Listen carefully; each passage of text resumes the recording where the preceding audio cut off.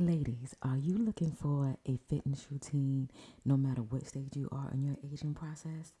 Let's talk about it.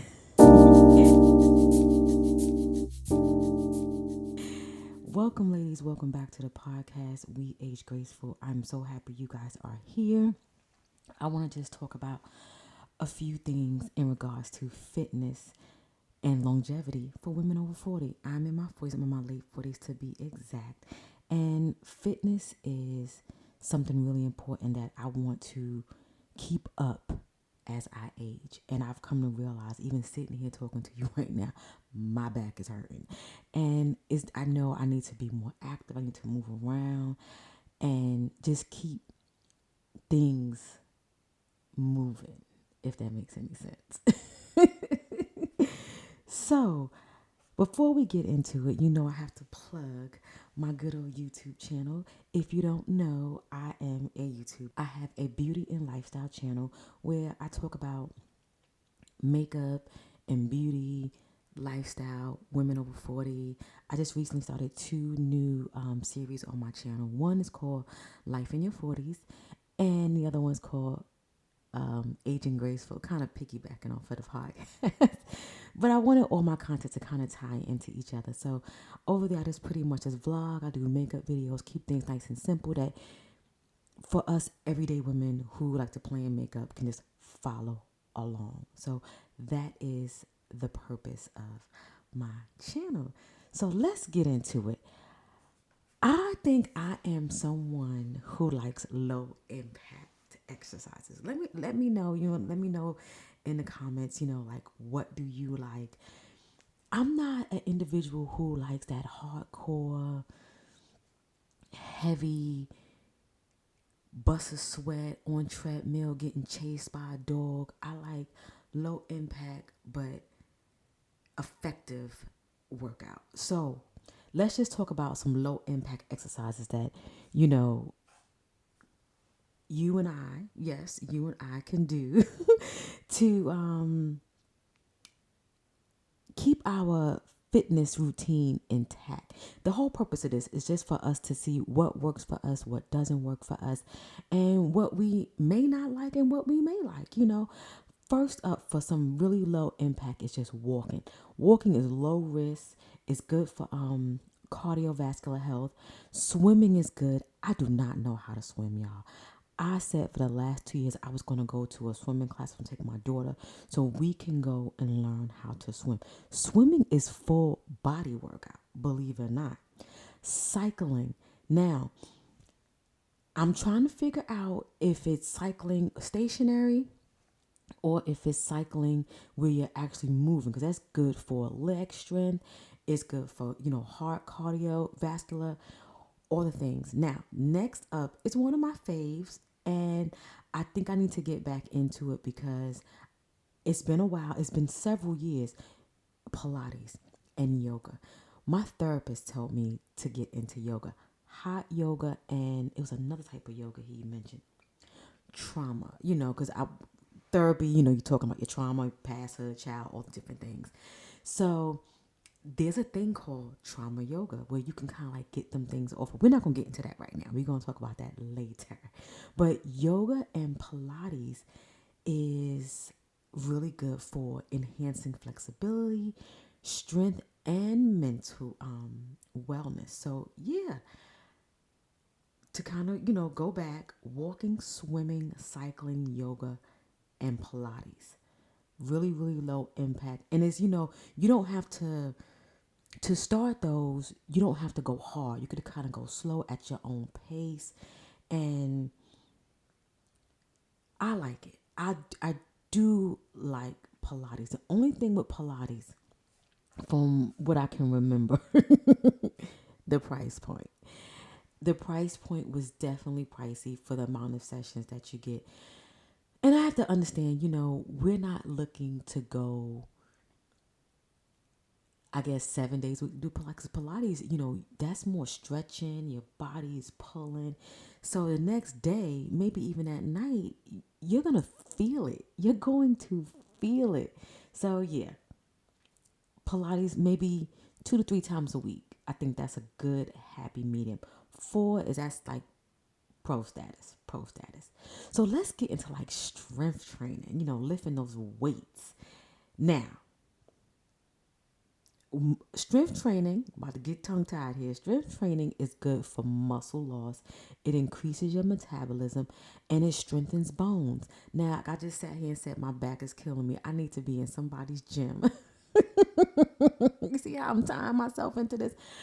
That's why it's so good to have these conversations. So not only am I sitting here reflecting on myself, we're doing this together so we can know exactly, what we're doing wrong, what we're doing right, in addition to how we can just help each other. And that's me even self-reflecting, me knowing where I need to be.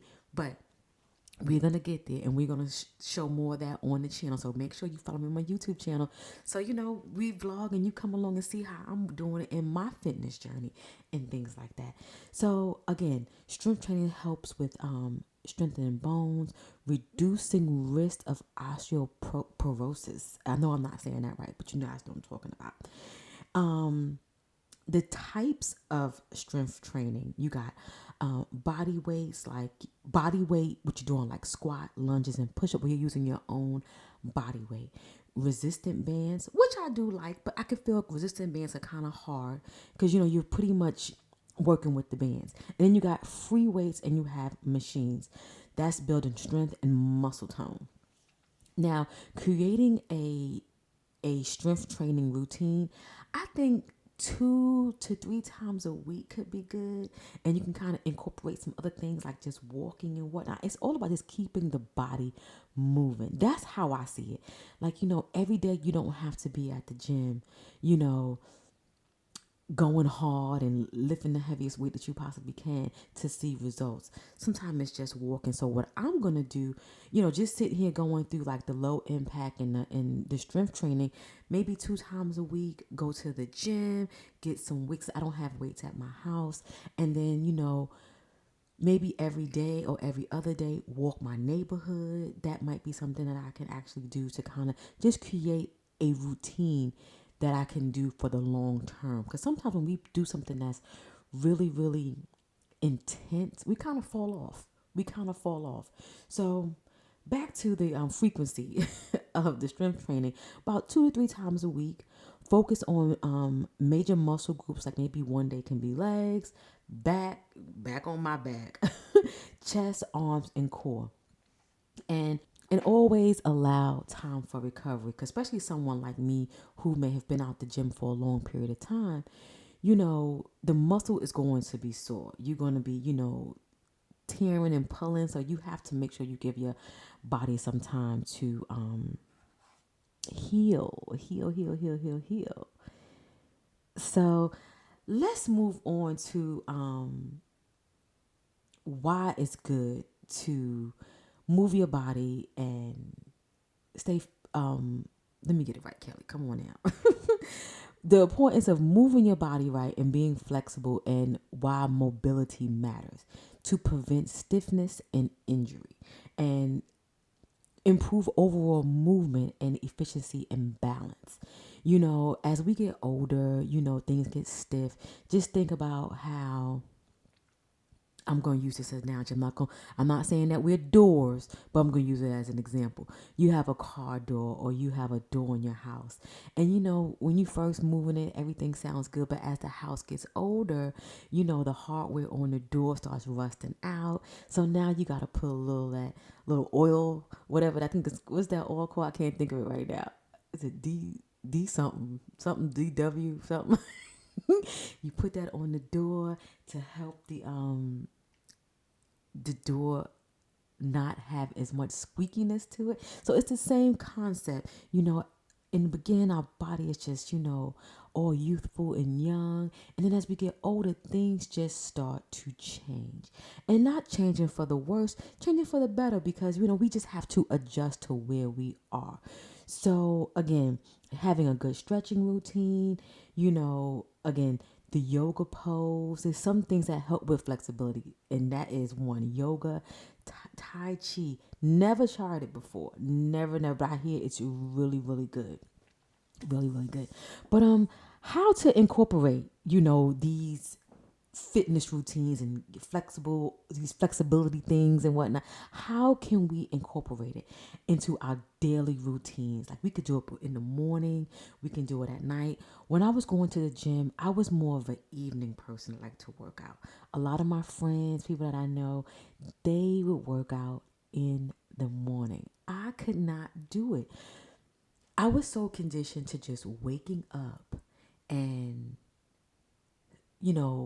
doing my morning routine. If it was showering, doing all those type of things, doing my hygiene and drinking my water and running for that coffee. I've definitely cut back on my coffee intake. We'll talk about that on a later date, honey. But it was something about if I did a workout in the morning, it would tire me out. So then I would go right into my day. If I've been working my job, getting my assignments done and things like that. And then in the evening, I would do my workout. And I found that made me sleep better. But again, some people say, oh, working out in the morning helps them feel more energetic. I guess it's your cup of tea and what works for you. I just knew. And even to this day, I am more of an evening person. I may fool around and, I don't know. I'm an evening person. But again, incorporating it into your morning routine before you go to bed. And just finding a way to be consistent. Start out slow. Don't be too hard on yourself. And reward yourself. Reward yourself for what you do. Even if it's something small, you may sit and say, oh, I want to go to the gym 2 or 3 times a week. And if I do that, then, maybe I go buy myself a blouse. I'm about buying a blouse too, but lipstick, something like that. But if you can't do it 2 to 3 times a week, you do it twice. Or if you did it once, still acknowledge and reward yourself some way, somehow, because now you're looking forward to those things. Now, don't cheat, but just reward yourself. Reward yourself for what you do and be easy on yourself. So let's recap, okay? Some key points here. Start out with low packed exercise. We want to start out with low pack. You can kind of add in some strength training, and you definitely want to add in some training that's with flexibility. You definitely want to add in things that's going to help with flexibility in regards to like yoga and Pilates, things like that.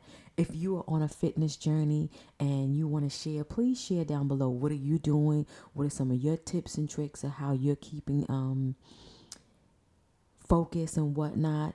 Do you add any like meal prep in there? I didn't even focus on that because we were just talking about just a fitness routine. We can get into incorporating the food later, but believe it or not, this is a good tip. 80% of how you are and your how you look and your fitness is about what you eat. 20% is the workout. So always remember that. Keep your plate very colorful. But yeah, I want to just focus on that and talk about, how can we focus on longevity in regards to our fitness for us women over 40. And make sure you guys subscribe to the YouTube channel in addition to where you follow on podcasts, because, I'm going to have more of these good conversations. I like to keep my conversations nice, short, and sweet, just so we can get what we need. It shouldn't take long to have the conversation and to talk about it. So yeah, so I'm going to sign off. I want to say thank you for listening, and I truly, truly appreciate you, and I will catch you in the next episode.